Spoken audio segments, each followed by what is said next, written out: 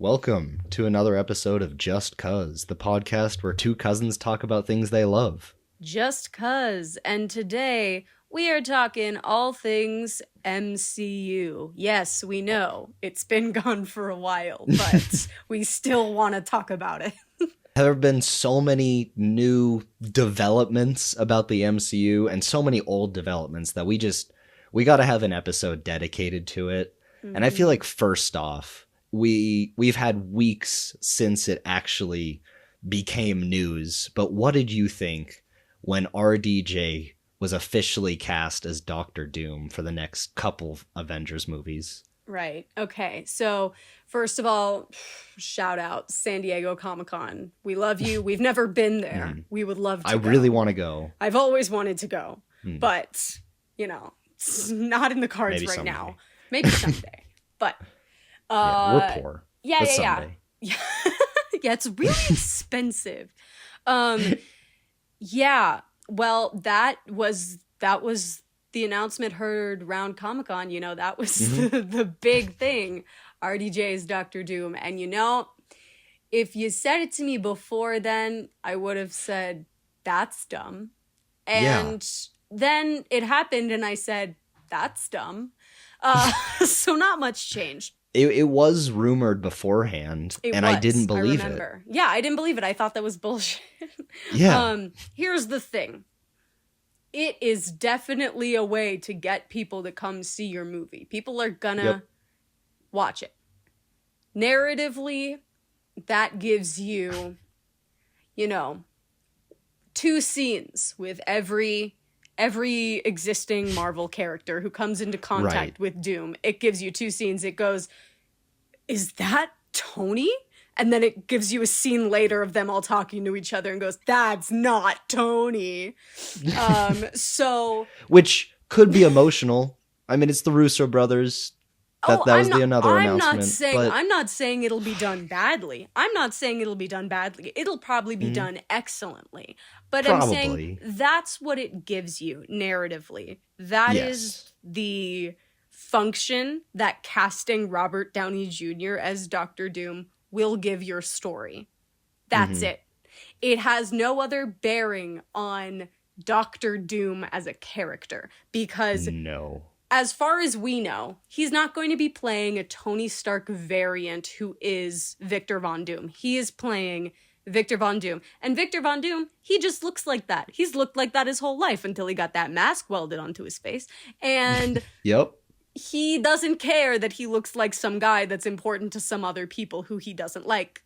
It doesn't matter to him. It doesn't make any sense to me. Yeah. So I mean, why in the world would Victor Von Doom have Tony Stark's face? Like, that's my first question. Unless he's wearing a Mission Impossible mask. I think they're probably going to take... Okay, so here's the two possibilities that they could go to with this. He's from an alternate universe, and in that universe, they have a Doctor Doom and they don't have a Tony Stark, and he just looks like that. Or he's always existed in this universe because they've gotten tired of the multiverse shtick, which I think they should lay to rest because they're not doing it justice. And Doctor Doom has just always looked like a crazy clone of Tony Stark, and no one's said anything about it. Both options are not great. Sorry, there's a train. Ignore the train. Ignore the train. I can't hear the train. No, maybe it's coming for me next. I'm sure my microphone can. Either way, not great decisions. No. There is a third option that I actually don't mind, even though...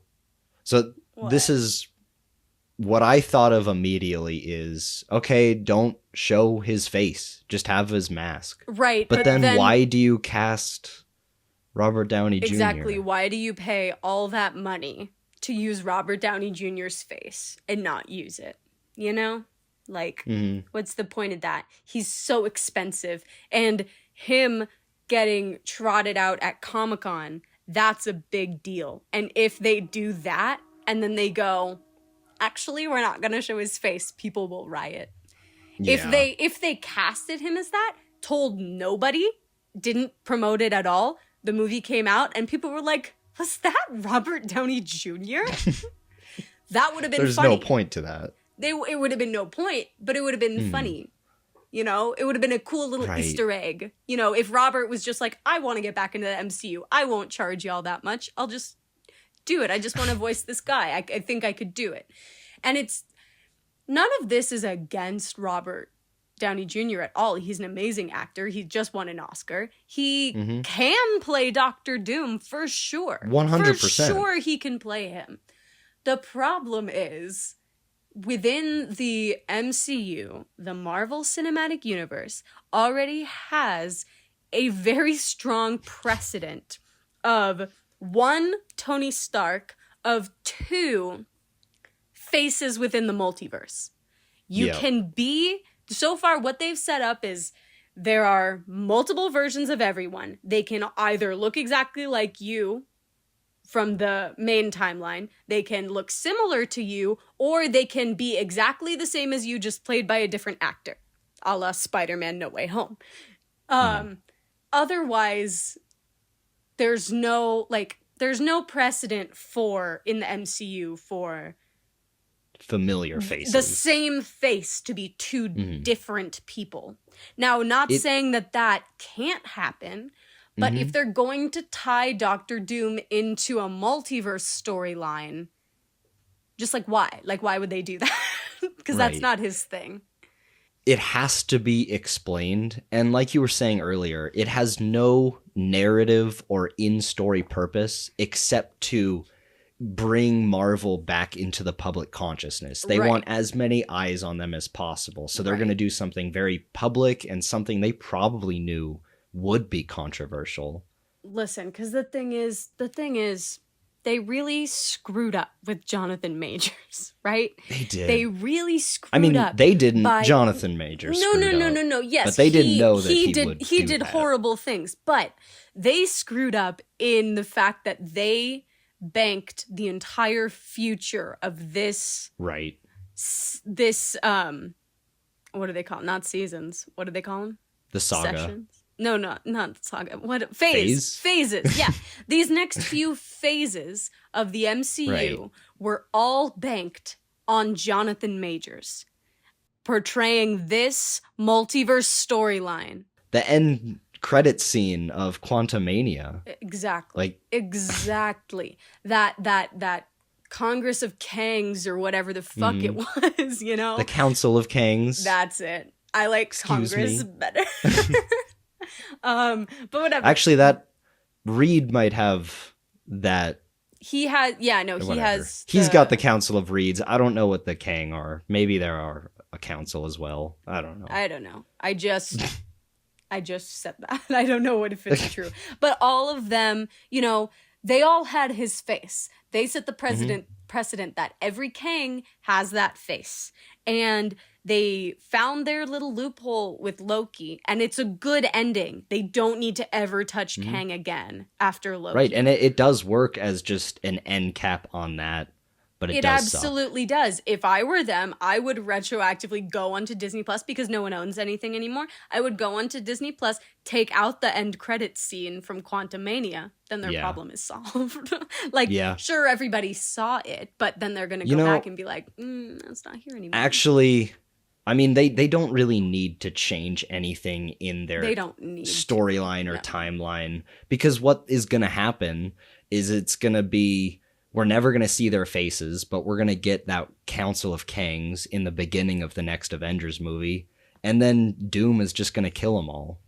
Because they have to go back to it, because it's brought up in story that this group of Kangs is going to go after something. Yeah, and they have to at least cap that off. The thing is, I don't think it does have to be revisited, because at the end of Loki, well, he doesn't like do away with all Kangs at the end of Loki, but no.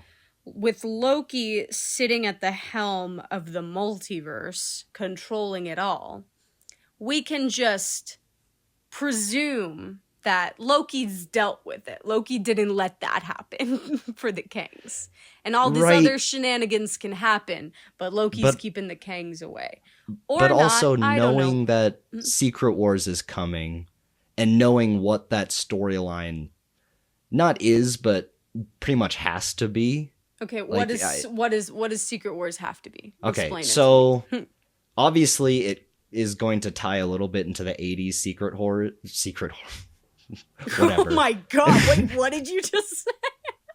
That was a slip of the tongue, a little Freudian slip there. Why was I getting a Laszlo there from what we do in the shadows? May I approach you? They are my secret toys.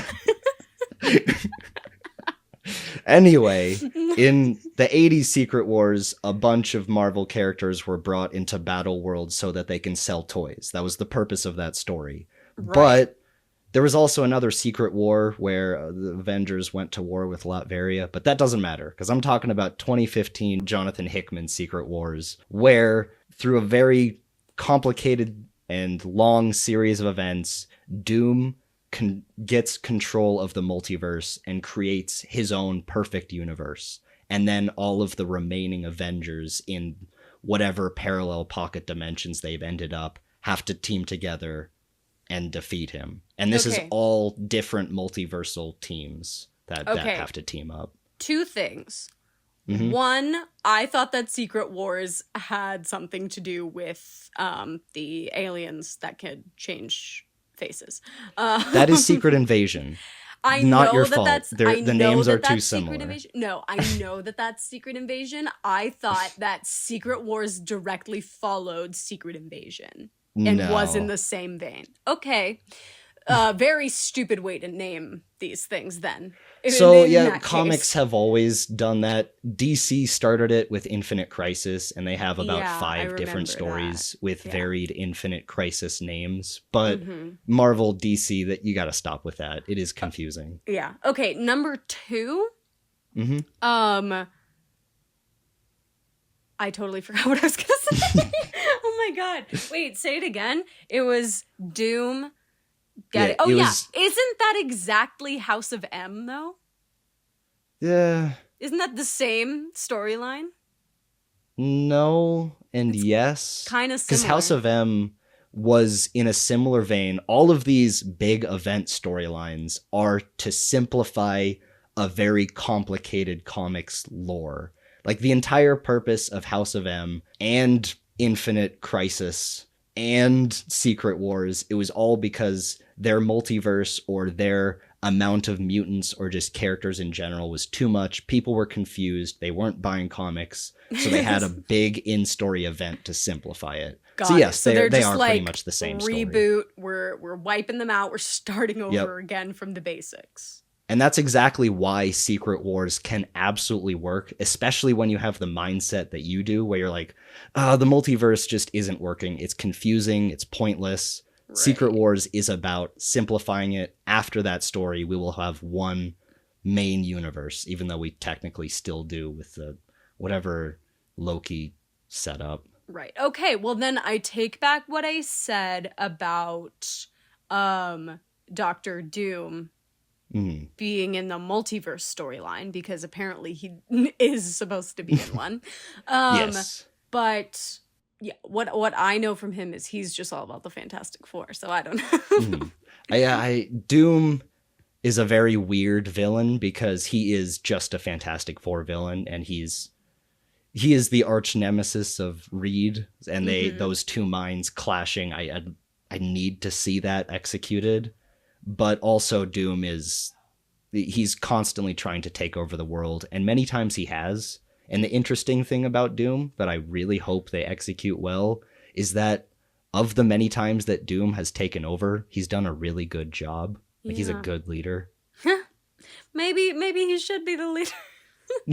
It's kind of his whole thing. Yeah. But okay, so the thing is like, it's not that I don't think Robert Downey Jr. will do a good job. Like, I think it'll be good. I think they'll undoubtedly he'll do a good job. Like we said before, he's a good actor. Yeah. I think and the Russo brothers are great Marvel storytellers. They're great storytellers in general. They're great directors. I've loved everything they've done since Community. You know, they're great directors. God, love it. It's just, let me tell you what it is. I'm tired. I'm tired in general, and I'm tired of the MCU. I love it. I love superheroes. I love these complex storylines. I love it so much. But we love isolated stories. Yes, I'm very excited for Agatha All Along. It looks very good, but I'm excited for it. It looks incredible. It looks incredible, but I'm excited for it because it looks like it has nothing to do with anything else in the MCU. That's Funny why you should I'm say excited. that. There was news that a Kang scene was cut from Agatha. Thank fucking God. I don't want it in there. Get it out. Because it was Get supposed it away to, from but my they were like, vision. no, it's going to be its own thing. Get it out of my sight. I don't want to see it. I just want to see Aubrey Plaza and Catherine Hahn and Joe Locke just fucking it up with magic. That's what I want to see. Doing witchy stuff. Doing witchy stuff. I want to see them being gay and witchy, and I don't want to see any Kang. Although, and I think we've talked about this in private, but Agatha All Along should have come out years ago. I'm very worried it won't do well just because I don't know if a lot of people remember the character of Agatha Harkness. The thing is, I hope that they get away from marketing it as an MCU product and get away from marketing it as a WandaVision follow-up. Because people loved WandaVision. Let's get that out there. People loved WandaVision. But that was mismarketed. It's not its fault. It came out during the pandemic. Out of order. It was not supposed to come out when it did. What's wrong with it is that... It kicked off Phase 4, and it absolutely should not have. But I loved it more than anything. It's one of my favorite MCU shows. One of my favorite shows about television. Like, it is so interesting. And, what is the grief finale if wasn't not love great. Single greatest line I've ever heard. I was going through. Okay, so I'm in the process of moving. You know this, but not everyone knows. I'm in the process of moving, and so I was going through all my stuff, and I found this old clipboard that I had with a bunch of stickers on it that I had gotten over the years, and I had a phase where after WandaVision, I bought a ton of WandaVision stickers off of Redbubble, and my clipboard was completely covered in Vision quotes and pictures of Wanda, and I'm like, oh my God, this is crazy. And I had that one, I cried. If I could get a sticker with Vision's whole quote about the ship of Theseus, like their whole conversation, like a paragraph sticker, I would love that. Stop. I've always loved the ship of Theseus question just in general. Like, I love philosophy. So I'm sure when they brought it up, I love Greek mythology. They brought it up and I was like, ship of Theseus, and then they kept going, and I was like, this is so fun for me specifically. God. The show, I'm a television nerd, and I'm a Greek mythology nerd, and I'm a philosophy nerd. What is better for me specifically than that conversation between two flying visions? Let me tell you, I'm a man of Theseus. similar tastes, and I was going off on that scene. Yeah, too. it was great. It was Love great it. time. But anyway, getting back, I don't want them to market Agatha All Along as a follow-up to WandaVision, even though people loved WandaVision. And I think, the reason that they released the Agatha All Along song at all is because we were in the middle of the pandemic and everyone just fucking glommed onto that song. And then they were like, why don't we release a show based around her? Like, I don't think it was planned. I think she just got very popular because we were all out of our minds, stuck at home. And I think that this show... Yeah, rightfully so. Catherine Hahn is amazing. Well, what should happen with sense? all ideas is maybe it shouldn't work, but then you get a really creative mind to write a really good story, or at least I'm crossing my fingers. I hope it's good. And then you get an individual singular vision that's fun to watch. Exactly. And that could be true for a movie, for anything. I'm thinking of the Marvels too. Oh my God.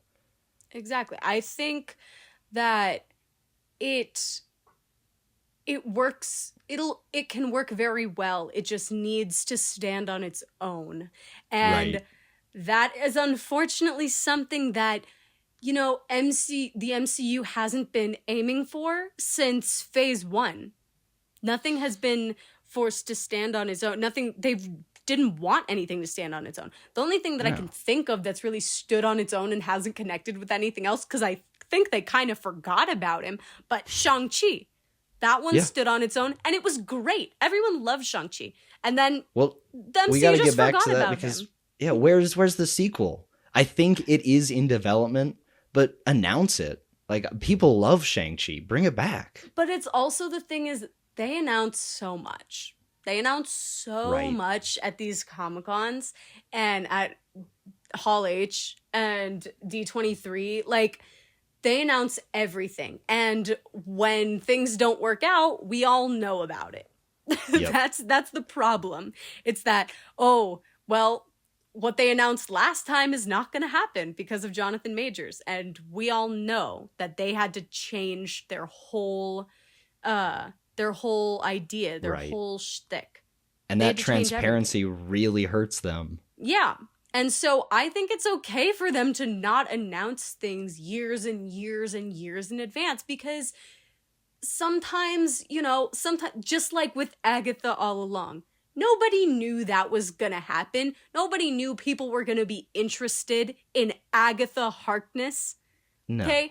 They didn't think she was going to lead her own, franchise, because why would they? She was just a side character in Wanda's story. But people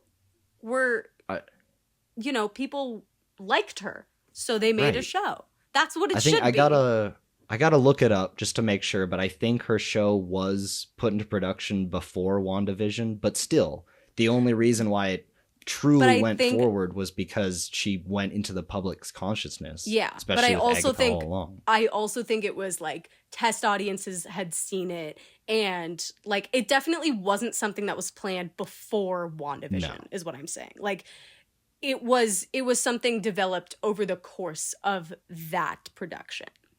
Or even just like even as a Catherine concept. Hahn, her performance is what really got people to think about that. Exactly. But I gotta go back a little bit to RDJ, because we will talk. We're gonna bounce all over the phases and talk all of Marvel. But one more thing with RDJ, because again, he'll probably do a phenomenal job, and I'll love to see it, because I'll eat up anything Marvel will give me, even if I'll hate on it afterward. But why couldn't they have just cast someone else? There was rumors that Mads Mikkelsen. He's already been in the MCU as a villain, but he would have been a great Doom. Oh man, I just love the guy. I just love Mads Mikkelsen so much. Have you seen the video where he's talking about being in Rihanna's music video? What? No, send that to me immediately. Yeah. What? I gotta find it, but he's just proud of being in the video, and then whenever his daughter asks who the bitch is, he's just like, "Oh, I am the bitch." Or something like, "I am the bad bitch." Oh my god, I adore Mads Mikkelsen. If anyone out there hasn't seen Hannibal, that was on NBC for 3 seasons, like what, in 2018? I gotta get into that. Do yourself a favor and fucking watch it. Oh my god, it's like TV crack. It's so good, and it's so like stylistic and like cerebral. I love it.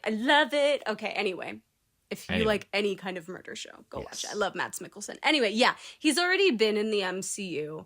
I don't think that is a big problem, because no one remembers him except for his purple eyes. But I think the problem with Mads Mikkelsen is I was going to say this, but then no, they cast Robert Downey Jr. I was going to say they probably wanted someone younger who could play Doom for a longer time, but no. For decades. So I don't know. They could always have whatever God Emperor Doom, which is the name he goes by in Secret Wars. I hope they do that. Okay, that's not derivative. Sorry, that's not derivative at all of something that sounds very similar to his name. God Emperor of Dune. Okay. Don't rip off Frank Herbert, anybody. Pretty sure that's exactly what they're going for. And I would love to see it. Does he turn into a giant worm? Yes. No, I'm kidding. But I mean, just have the Secret Wars story wrap up with Doom being destroyed or killed, and then give us another Doom. Anyone. I don't know if I want that. I don't know if I want Doom to go on and on and on forever. I don't know if I want any of this to go on and on and on forever. Oh, but you see, that is Doom. He goes on forever. If you think you kill him, I know that. You killed a robot version of him. Mm-hmm. And I know that. And I know that that's what comics are. But they're already, they're already going, let's do the new versions of these characters. Let's do the youngins. Let's do the Young Avengers. And if that ever happens, if that ever gets off the ground, I mean, these kids won't be young anymore. But, right. It'll happen, and they better fucking cast Kit Connor as Hulkling, because they've already pretty much... They've already pretty much cast. They were in talks. I don't think anything official has come out, but it's already pretty almost certain that Joe Locke is playing Wiccan. So if they cast Kit Connor as Hulkling, excellent. But even so, those characters are so far off from being joined together as a team. Half of them have been introduced. They've, not all of them have gotten their own storylines that are good enough to... Not everyone does need their own storyline. They can be introduced in a Young Avengers movie. And they could. Kamala went to Kate, and they're probably starting a team. And I did see Kate a rumor... definitely was starting a team at the end of Hawkeye, right? Was she? Or was it at the end of the Marvels? I don't know. That was at the end of the Marvels, where Kamala does her Nick Fury thing, which was awesome. Right, I cannot wait to see the Young Avengers movie or TV show or whatever. But that's another thing that needs to... like you said, it doesn't need to be announced, because something should not be announced until you have a script. I'm looking at you, Blade. But... oh my God. But at least... tell us something. Get us excited about the Young Avengers, because right now I don't think anyone cares about them. That we are an exception, because we both love them. Because we care. We care a lot. But the thing is, okay, so there was this book that was put out. I don't remember who wrote it, and I don't remember what it was called. But let me look it up. It was about the MCU, and I really want to read it. Oh, was it? I think I know what you're talking about. Is someone behind the scenes, and they're talking about how Marvel came up, and then how it kind of crashed down. I found it. It's the MCU: The Reign of Marvel Studios, book by Dave Gonzalez, Gavin Edwards, and Joanna Robinson. And I really wanted to read it since it came out. I've been looking at it, and I was like, it's too big for me to buy right now because I am moving. But once I get... situated, I will probably buy it and read it. Honestly, I should get that too, because that is it's on Audible. Intriguing. Maybe I'll listen to it. Ooh, I like that. Yeah, but not Spawn for Audible. We just like Andy Serkis reading The Lord of the Rings to us. Absolutely, and the new 1984. Have you seen that? Oh my God! No, who does it? It's like everyone. It's like Andrew Garfield, Cynthia Erivo, tons and tons and tons of stars, and they're all reading 1984. It looks so fucking good. Oh, yes. It's like an audio drama. I already downloaded it. I'm going to read it. They did that for the Sandman 2, and it was really good. I listened to the Sandman 1. This is way off topic, but there's a Batman audio drama where it's Jeffrey Dean. No, not who is it? It's whoever plays Gordon in the newer Batman movies. That's who's Batman. Oh, I think I know who you're talking about. That's cool. That's cool. Jeffrey Wright. I was saying Jeffrey Dean Morgan earlier. But anyway, we got to get back to Marvel. Yeah, because this book, I've heard it goes into a lot of detail about how Marvel works, from the inside. Right. And I think right now they are maybe not scrambling anymore, especially after Deadpool has come out, but I think they were scrambling, and I think that they've really had to change a lot of what they were setting out to do with their next phases going forward. Right. And I think there was maybe a big misunderstanding in what phase 4 and 5 should have been, because rightfully they gave us a whole lot of new interesting characters and stories and places, and I loved seeing all of that, but it was very disconnected, and there wasn't a lot of, I don't know, I think what I'm missing out is just an Avengers movie. Like, there should have been one. Mm-hmm. I agree. I think that they didn't really... I don't know how to say this nicely. You just be mean to them. No, we're kicking Marvel when they're down. I just don't think that they... And this is a crazy thing to say because they are a huge studio who thinks everything through and tries to get as much money as possible when doing things. Right. But it doesn't seem like they thought this through, like thought these phases 4 and 5 through to their logical extent. It seems like they thought, we need more diversity. Let's introduce these characters. We need more characters with this kind of powers. Let's introduce these characters. We need more things. We need more. Right. We need more of everything. We need references to the X-Men before we bring them in. We need all these other universe things and winks to old cartoons before we bring this in. We need blah, blah, blah, blah, blah. We need more. I think that's what their thinking was. And I think they didn't think through, okay, now after that, once we have all of this stuff in our universe, what the fuck are we gonna do with them? What are we gonna do with all of this shit? Because now if something happens, like in the Eternals, when they go, hey, there's a giant fucking god monster hatching out of the earth, oh no, who's gonna do something about it? No one does anything except the people who the movie is about. That doesn't make any sense in an extended universe. That makes no sense. Right. You can't honestly, have all of these characters. Sorry, hold on. Let me finish. No, you keep on going. You can't have all of these characters who have such power and such a vested interest in saving the world, because that's what they do all the fucking time, and not use them when the world needs to be saved. If you're going to introduce all of these... Yeah, seriously. If you're going to introduce all of these other characters, you need to have, like, the logical, like, position that they need to be in is they need to be at a low-stakes position. They need to be introduced in low stakes because they need to... Because everyone is going to go after the high stakes, and everyone's going to get together, and everyone's going to go fight Thanos in the burned down Avengers building. You know, Avengers Assemble. Everyone's going to be there. Okay, now who's going to be there when this next thing happens? When Ant-Man fucks up and has to go small, he can't call anybody to save his daughter. Nobody.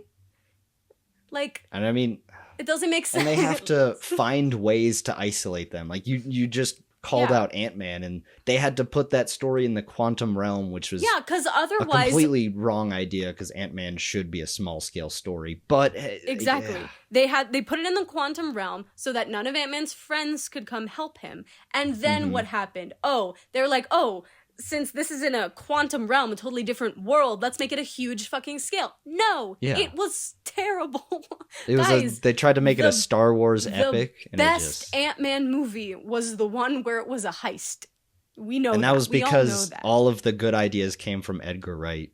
And because that's what Ant-Man is good for. He's a heist guy. That's his thing.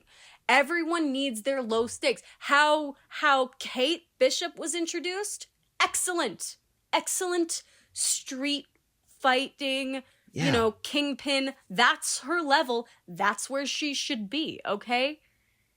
if everybody, when Spider-Man ripped the fucking universe apart because he couldn't get into the college that he wanted, why didn't anybody step in except for Doctor Strange, who helped him fuck it up? What, like... Yeah, the only reason why he stepped in is because he was responsible. Yeah. It doesn't make any sense Make at it all. Make sense. They didn't think it through of what are they going to do with these characters.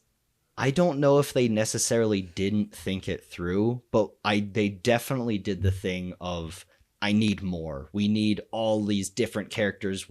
Let's throw in Ironheart, all of these, new characters with new legacy. I'm sorry. What does Black Panther Wakanda Forever need after we're trying to recover from the death of Chadwick Boseman and introduce a completely new Black Panther in Shuri? Oh, let's add Ironheart. Why not? God damn. But anyway, all of this stuff was added, and I'm sure they did have a roadmap and a plan of maybe...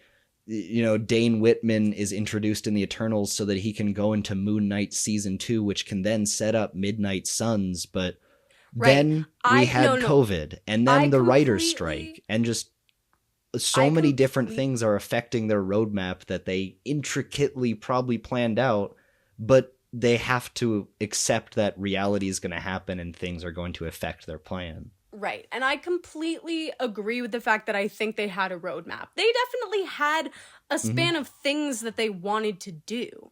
I 100% agree with that.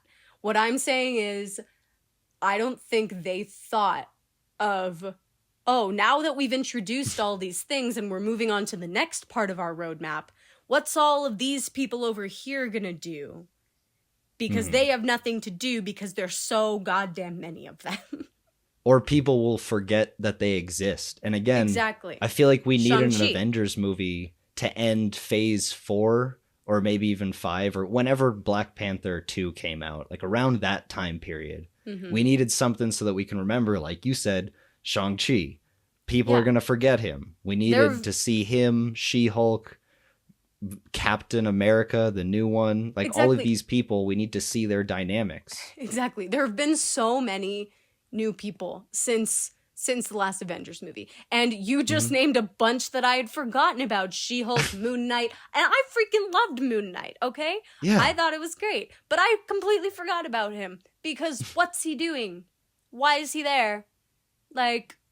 And I mean, Moon Knight is probably never going to be on the Avengers. Maybe in the next big Avengers movie. But he's a Midnight Suns character. And so is... Blade, and I don't know, they're probably not going to do Ghost Rider, but I would love to see him in the Midnight Suns. But they haven't set that up at all.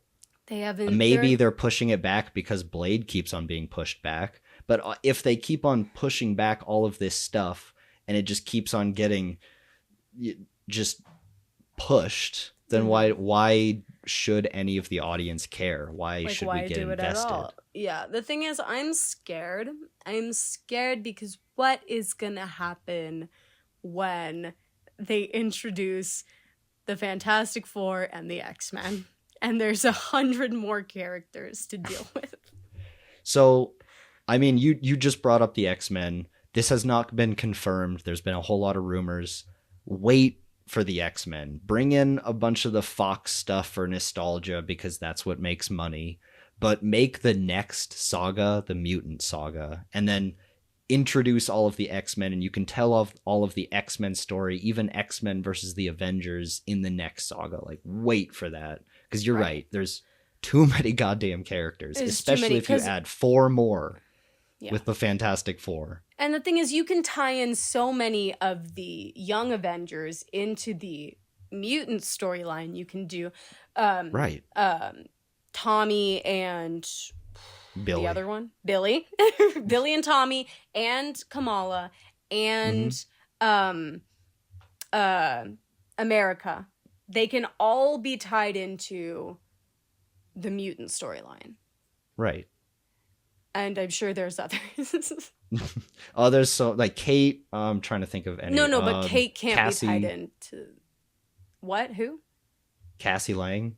I'm thinking of all Cassie. the Young Avengers. I thought you said Kathy. I'm like, who the fuck is Kathy? Are we in the last 5 years right now? We gotta bring in Kathy. No, honestly, it doesn't even make sense, and it's just the fact that I want to see the Young Avengers, because I want to see that as a TV show or a movie, but bring them all in. I don't care. I just I'll even bring in that young like Loki specifically kid. tied because they can be considered mutants. Billy, Tommy, Kamala. I'm sorry, Kamala and America and no, because Cassie, Kate, and Ironheart, I don't remember her name. They all have Riri. suits. They don't have powers. Riri, right? They don't have mutant abilities. They have suits that give them powers.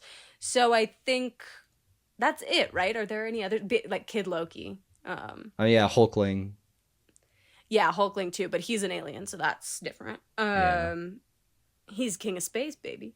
I'm trying to think of anyone who could even be kind of considered a mutant, because I'm sure they'll vaguely make any meta-powered person kind of a mutation.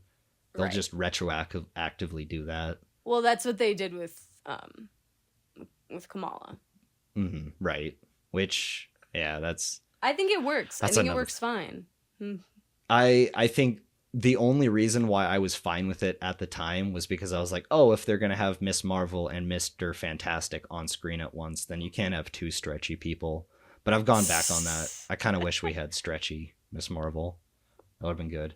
Well, she's stretchy enough. She did stretch. She's stretchy enough.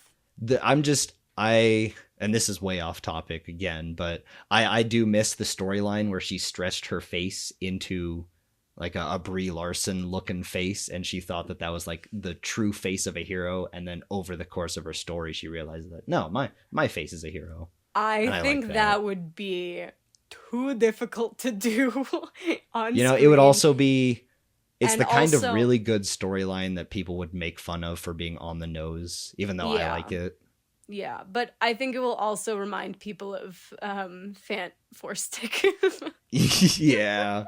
But that's something that Miss Marvel and Mr. Fantastic can do. Right. God damn it. Right. Well, we'll see. We'll see what happens. I don't know. I am... I'm not as optimistic as I used to be. I'll still watch them. I'll still watch them all. I'll still like them probably. But one final conversation topic. Okay. Because there has been news in the past few days even that Spider-Man 4, which is confirmed to be in the multiverse saga, is going to be another multiverse movie. And we were just talking about how we need more street level, ground level movies with lower stakes so that we can get invested in the actual characters. Right. And I am so disappointed in that. My dog just barked because she's disappointed too. You know what? Good on her. She's right. I think, okay. So it said, like, for sure that it's going to be a multiverse story? It didn't say that. The exact words that every single news article has read is that it will have multiversal links, which I don't know what that means, but I was just banking on, like, a Scorpion story where he's just, I don't know, doing something, stealing armored trucks or something, and Spider-Man's got to stop it. The thing is, after what just came from Spider-Man, I think that would be too far in the opposite direction to be believable. I think they have to do something about his whole identity thing. And the only way there's going to be anyone who recognizes him is going to be if they're from the multiverse, if they're from a different universe. So or that if might it's be... Hulk, because Hulk remembered. Did he? In what? There's a comic where the same thing happened, where like Peter pretty much wished for everyone to forget him, but Hulk remembered who he was because it was Bruce Banner that forgot. Anyway. Oh, interesting. Okay, well... So maybe they'll do that. I guess that could happen, but it's not like they've shown any character development for the relationship between Bruce Banner and Hulk. Yeah, and that has no Peter bearing Parker. on Spider's story. Yeah. So I think it makes sense for it to have multiversal links, because that's the only way Peter will be able to talk to anyone in the whole movie. I guess. But I don't think it's going to be the same as No Way Home. I don't think it's going to be like Andrew Garfield and Tobey Maguire back again. Like, I don't think that's going to happen. Honestly, it could be, because with knowing Sony, they'll try to make as much money as possible. Sony would, but I'd see it quicker them rebooting Andrew Garfield, because everybody wants Andrew Garfield back, or they should just do that, or sticking them into some scenes in the next Spider-Verse.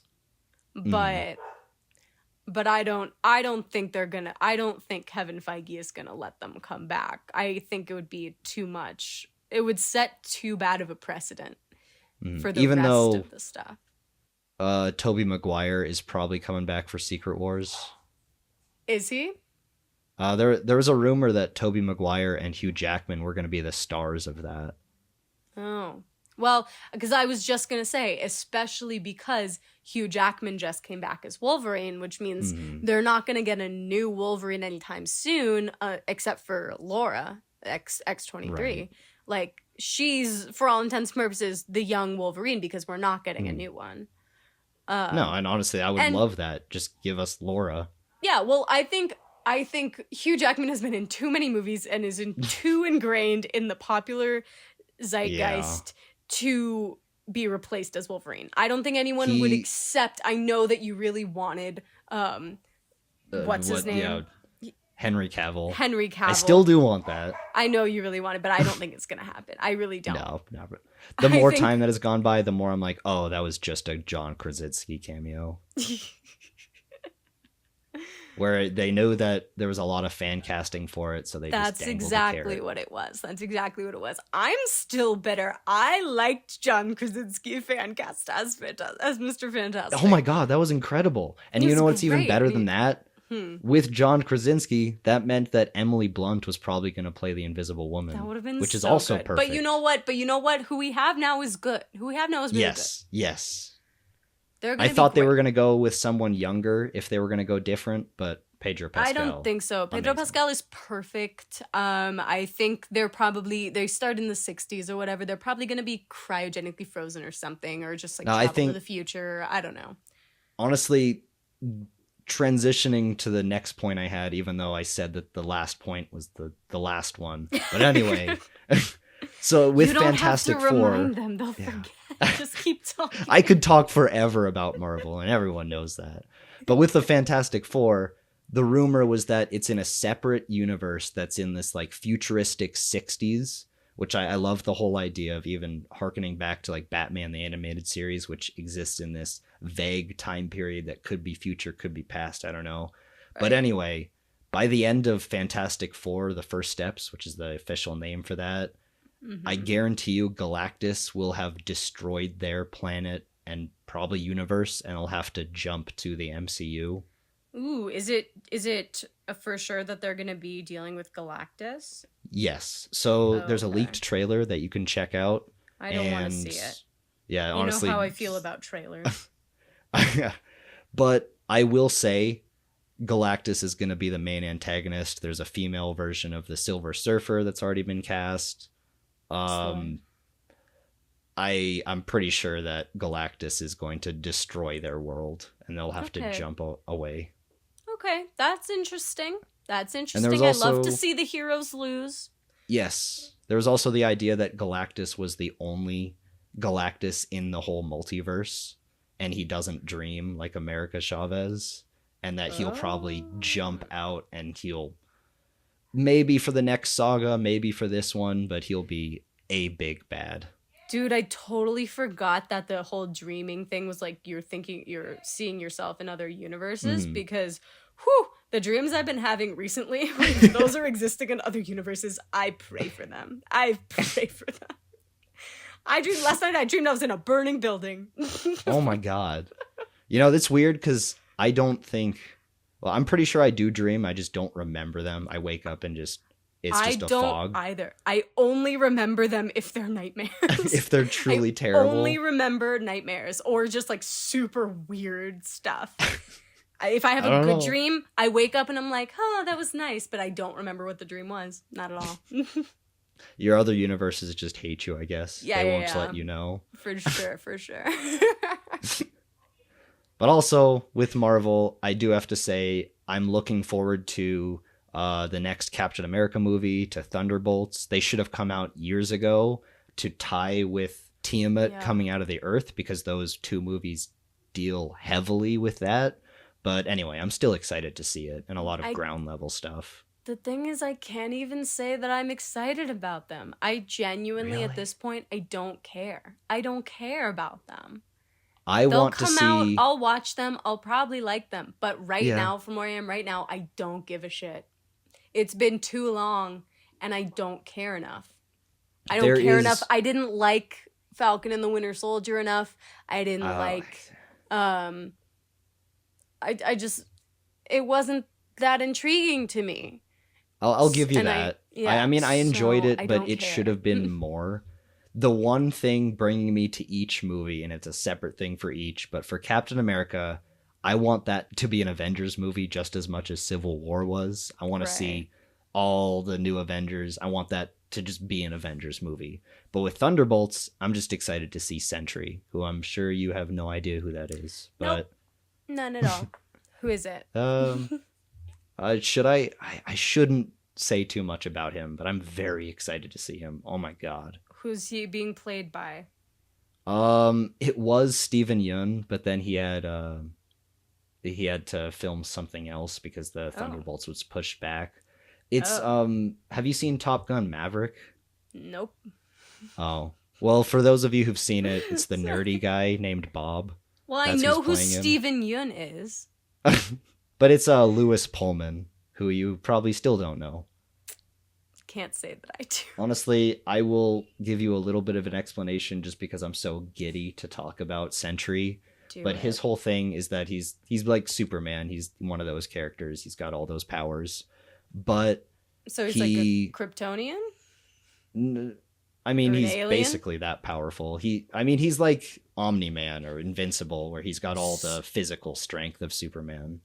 Okay, but he's not you're only naming aliens. Is he an alien? No, he's to my knowledge, he's not an alien. Okay. But he's basically crazy because it's like a Mandela effect where everyone thinks they remember this superhero named Sentry, and the whole thing about him is that he was actually in the past, but the government got him and tried to make everyone forget about his existence at all because they wanted to test on him and create another. So his whole thing is that he did exist in the past, but it's a deep state cover-up. Oh, interesting. Like the super soldier from Falcon and the Winter Soldier, the guy. Yes, Isaiah Bradley. That guy, yes, Isaiah. Exactly it. Okay. But yeah, I am hesitantly excited for those two. I'm excited for all the next Avengers. I think I've said this on the podcast before, but Marvel could give me an episode or a movie a day, and I'd eat it up and love it. Yeah. But I do understand that paring it back, focusing on quality is what they should be doing, and it seems like they are. Well, even though we see. don't like RDJ's casting. It's not that I don't like it. I think he'll do a great job. I think it'll be good. It screams of desperation. That's what it does. Like, I see it and I'm like, oh, they're desperate. They are sinking, and we all know it. And that's the sad thing. And it's just like, I like that we have the dichotomy, like, between us. Like, you're excited for everything and I have the skepticism. And I'll be there. I'll watch it all. I'll see it all. I'll probably like it, but I'll still be skeptical. I'll still have my problems with things.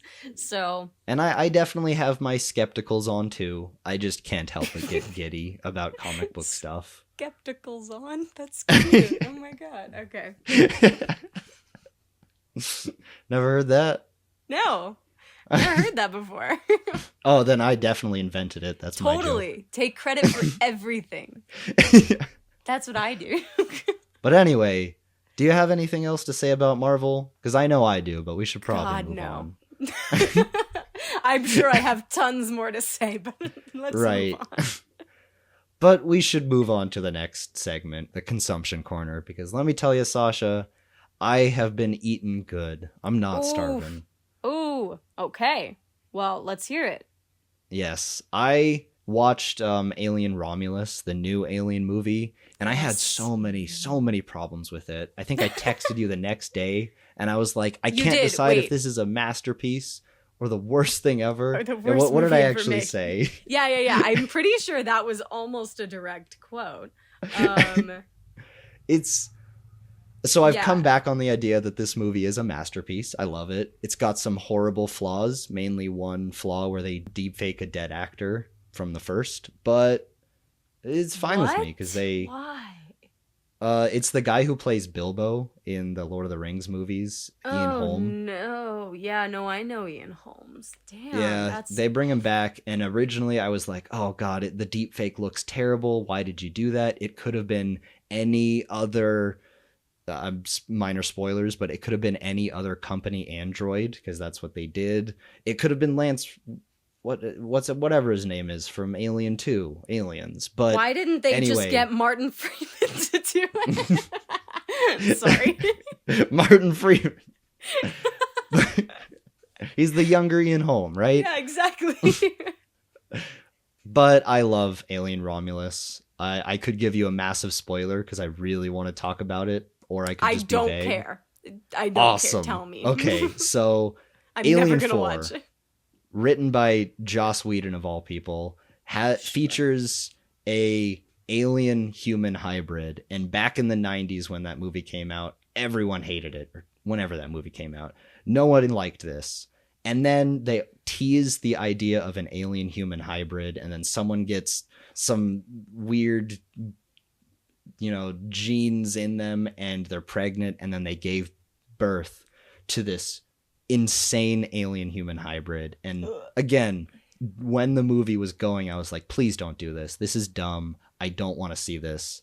And then it showed you the monster, and there was not even a jump scare, but the first shot of it in shadow, like the entire theater gasped just all at once. And I've never experienced that before. And just for that, I love Alien Romulus.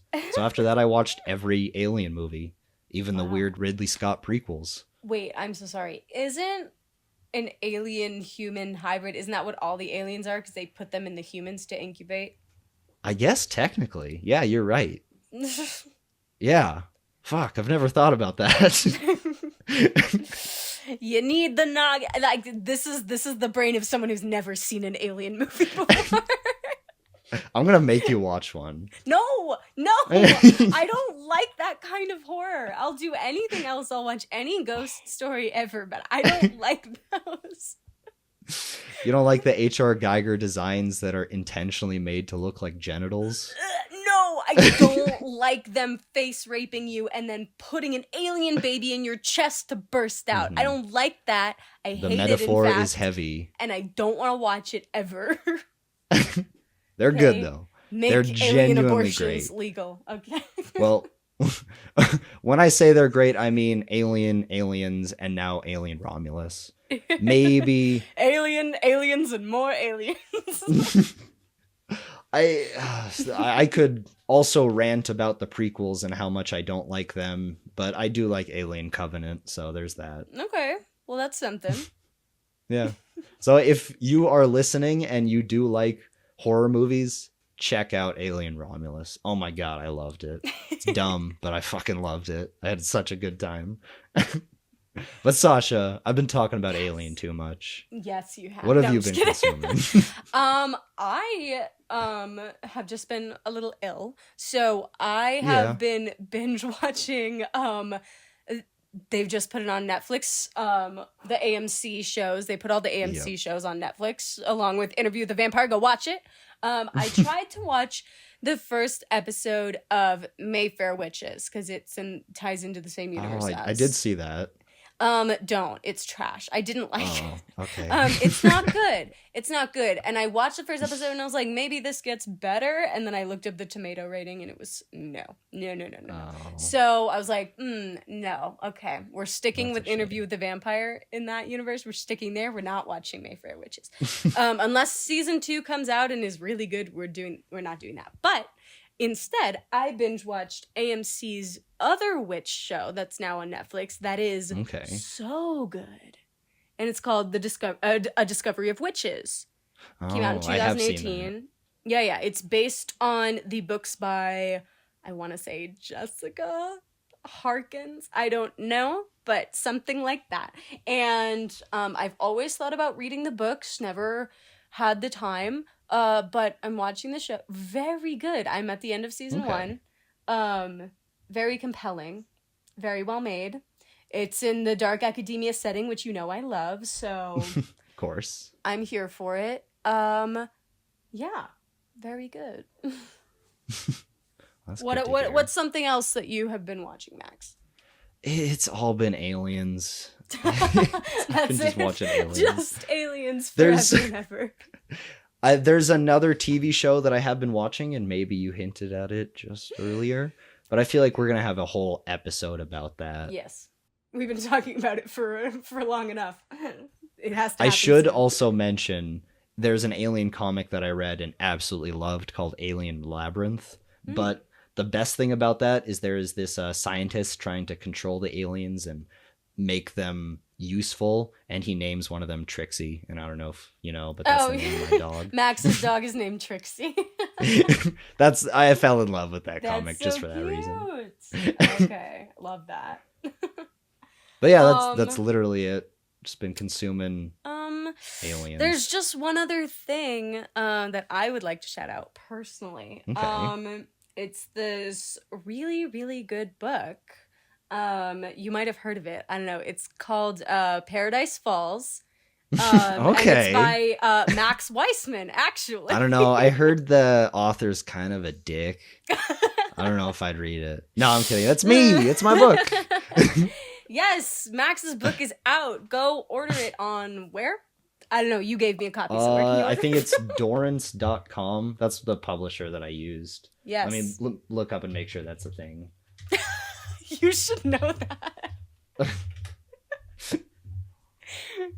But yes, go buy Max's book. It's really, really good. Yeah, if you just search up Dorrance Publishing and then you go to just the first website there, then search up Paradise Falls from that. Otherwise, you can just buy it at any Barnes & Noble retailer. You should put the link in the description. Link will be in the description. I will. And a link will be in the description. Yes, that's the professional way to do it. But anyway. I think this has been a cinematic universe podcast. That's kind of been petering out, but we still love it.